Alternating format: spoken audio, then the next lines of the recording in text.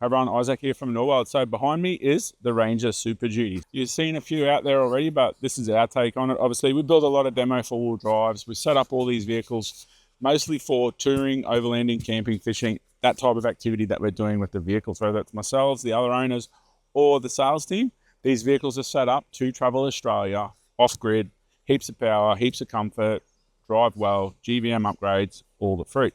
This vehicle changes the game a bit, we feel, with what we can do in this space now with the vehicle from the factory floor.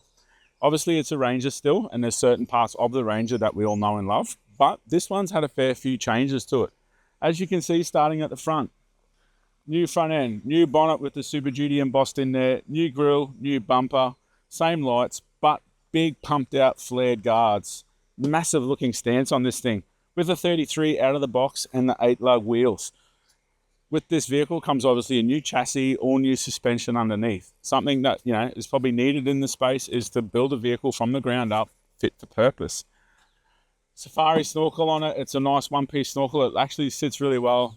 Sitting inside, you can't see it at all. Seismic tan is the color. So there's a heap of new colors from Ford for this vehicle that you probably wouldn't normally see on a modern four-wheel drive. We love the old school colors. I painted the bull a crazy green. I painted Anvil a different color, bluey, green, gray. All those wild colors. That's what I dig about building custom four-wheel drives. And this thing is no exception. Out of the box, ticks a lot of them straight up. This one is an extra cab. You can see here the half door and the full door. And then with the Norweld Elite Tray that we've designed and developed for this vehicle.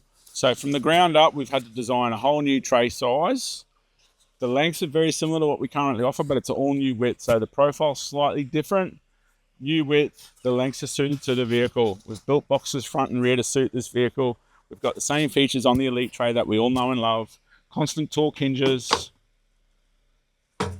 under tray drawer, color coding, our locks, taps, water tank, all the stuff that we know works on the Elite Tray and makes them one of the best trays on the market. This one has it.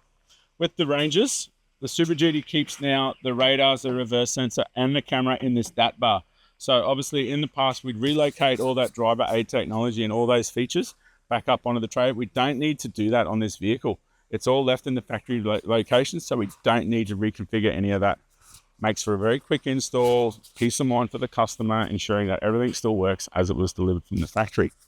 With this vehicle, the payload is 4495 GVM. So that's with the vehicle, you can be 449 GVM and tow 3.5 ton, or you could be 3.5 on the car and tow 4.5 ton. So that's an 8 ton GCM combined. Plenty of payload on this vehicle. Even with this tray, it's around 300 kilos. We've still got about 1,600 kilos of payload, whether that's chucking the van on the boat or full canopy with all the fruit inside. We can do 600 amps of lithium, boat loader, all the things you could think of. You're still going to have plenty of payload there with a few people in the car with some gear. Parabolic suspension underneath, the shocks are beefed up, drives really nice, it feels pretty good on the road, super short-footed with this wider stance. I'm really digging it. Let's jump in, go for a ride. Okay, so inside this one, this is an XL spec, so it's got some of the features that, you know, it's pretty standard across all the Rangers. The CarPlay head unit, this one's a bit different. It's got the onboard scales, and as you can see, we've got the payload there, 1885 payload. It's got the weight of me and Fred sitting in the car at the moment. And you've got obviously all the other stuff you can look through there. Hit the button, pulls up the full drive settings. You can see all that there as well. It's pretty cool. And again, we can see forward, we can see the front camera. Vinyl floors on this one being an XL, so it is still a four-wheel drive. It's not carpet lush, but sometimes you don't want the carpet, right? The rest of the car, the 10-speed auto, it feels very familiar. It's like we're used to it. We've got 5 Rangers in the Norweld fleet at the moment, so this one is going to be something that we're used to driving. But fit and finish is pretty good. Sounds the same as all Rangers. They're built pretty well. They're never really an issue for us. Plenty of cab room still. It's not American truck size inside, but it is pretty comfy. Once you set them up, I sit quite low in these chairs and I can get very comfortable in them out of the box. So let's go for a drive.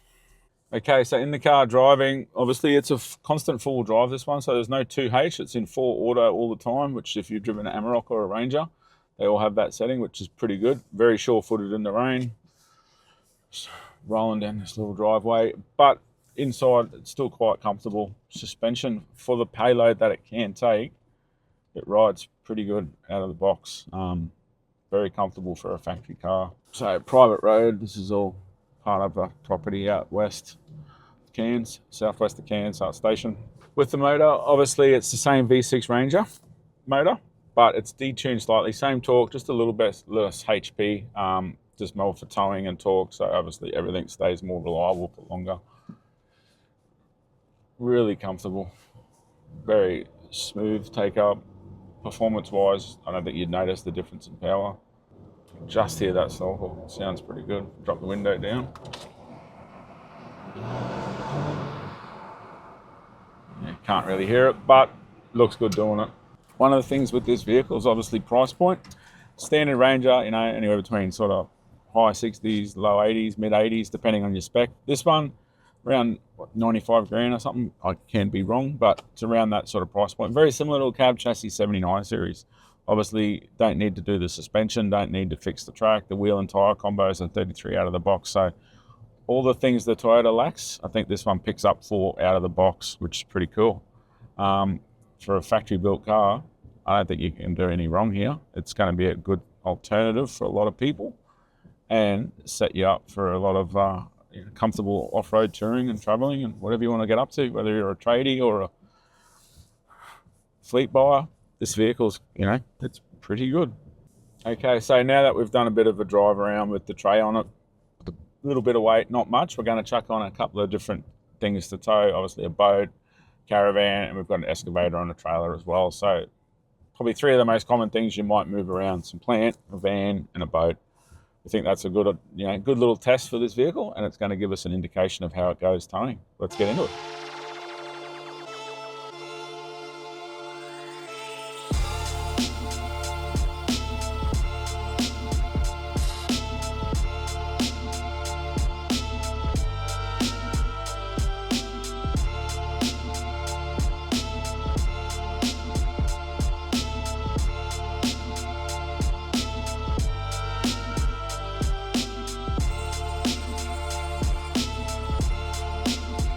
Okay, so that concludes part 1 of our Super Duty review by the team here at Norweld. Any questions? Drop a comment below, give us a like, give us a subscribe, and wait for part 2 where we're going to talk more about canopies, what we can do with the Super Duty, and if it's the vehicle for you.